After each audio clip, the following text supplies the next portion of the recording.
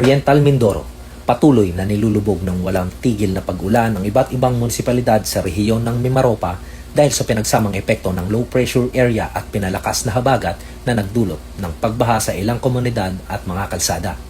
Dahil hindi madaanan ng mga ordinaryong sasakyan ang mga pangunahing kalsada, maraming pasahero at residente ang na-stranded.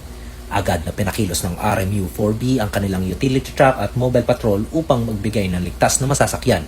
Nakatutok ang libreng sakay sa mga flood-prone areas ng Nautical Highway, partikular sa Barangay Bukayaw, Lungsod ng Calapan at Barangay Pinagsamangan, Nauhan, Oriental Mindoro.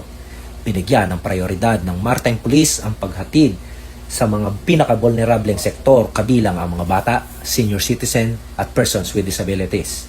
Ang agarang pag-deploy ng RMU-4B ay nagpabawas sa pangamba ng mga stranded na manggagawa at pamilya at sinigurong makakarating sila sa ligtas na lugar o sa kanilang mga tahanan. Samantala, umabot sa kritikal na level ang tubig sa mga ilog ng Occidental Mindoro.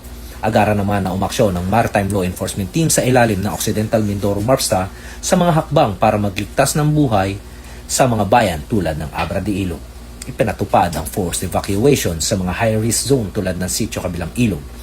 Hindi bababa sa 55 pamilya o mahigit 170 individual ang ligtas na inilikas mula sa mga pampang ng ilog. Isinagawa ang mga paglilikas katuwang ang ibang mga ahensya ng gobyerno at mga lokal na pamahalaan upang masigurong walang maiiwang residente.